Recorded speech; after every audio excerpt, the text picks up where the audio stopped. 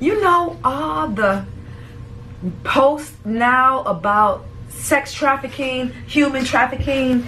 This is like a handbook for women who, you know, who are a little rough around the edges, like myself, who maybe didn't come from the best opportunities in the world, who, you know, had a rough, you know, started life, maybe came from an abusive home, maybe, you know, out on your own, you don't have any family, maybe your family died off, you know, maybe you were raised in a system, didn't come from the good side of tracks, and you had to fend for yourself.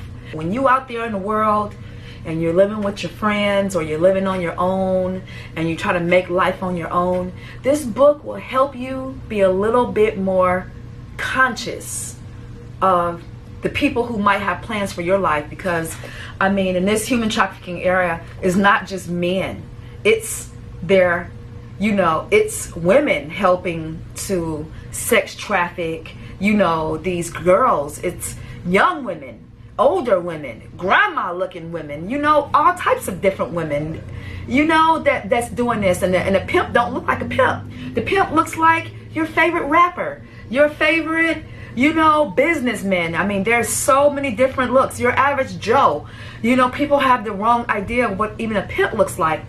And most of the time, they got a brown chick who's been raised in that life with them, and this is all she knows. So she recruits because he can't come out and sex traffic and kidnap this chick. So sometimes they have women, you know, I would say 50% of the time, they have women that recruit these girls and make them feel guilty and put them in a life. And then they're on a track in different states all the time, being recruited, being groomed for the lifestyle till they've lost their mind. This book is available on Amazon, but human trafficking is not new. And those are the people that came and sat in my chair from time to time. And, you know, it got to the point where I was asking God, why are all these different kind of people sitting in my chair, you know, getting their hair done, getting extensions, where, you know, extensions, if you know, is not a in and out process. You're sitting with that person. You're here with that person for, you know, anywhere from 3 to 6, 7 hours.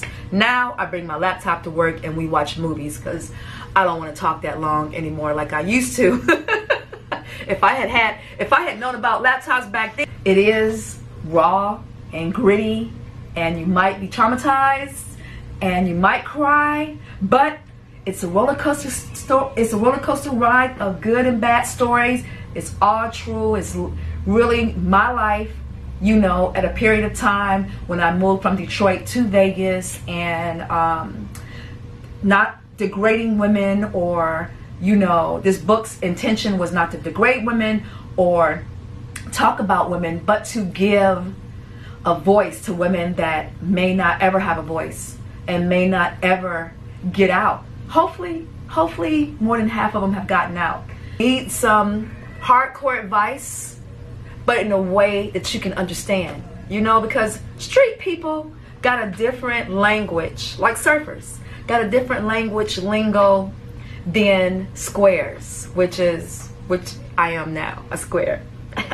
But still a very timely book that reads like a movie.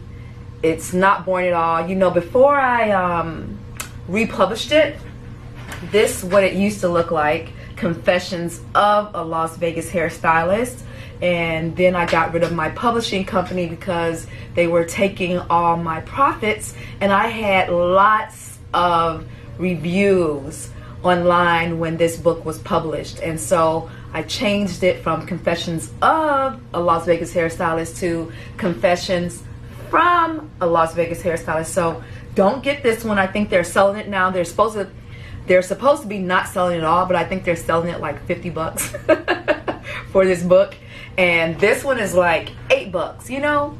Big difference, right? $8. Everybody who's read it said it was really good. And I personally think it's a really good book. Not because I wrote it, but I'm actually a really good writer.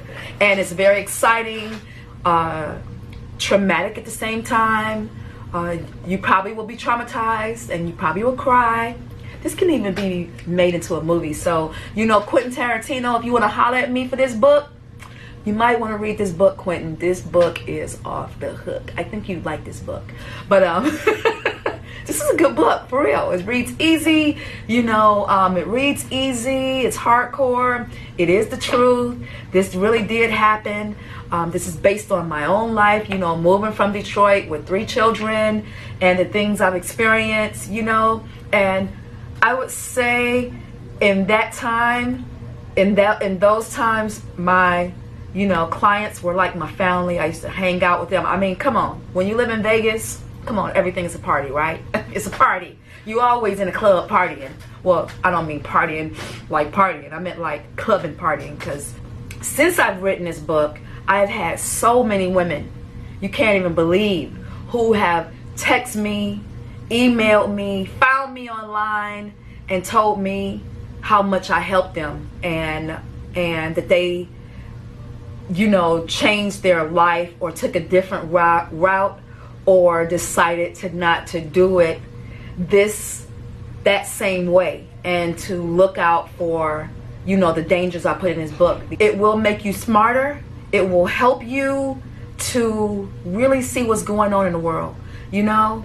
And I hope you all be safe, be well, be conscious, understand what kind of life this is out there now. You know, the more conscious you are about how you live your life and how you go out in the world, the better you protect yourself. You know, it all starts with the consciousness. So I hope you know, read this book, Confessions from a Las Vegas Hairstylist, and be well.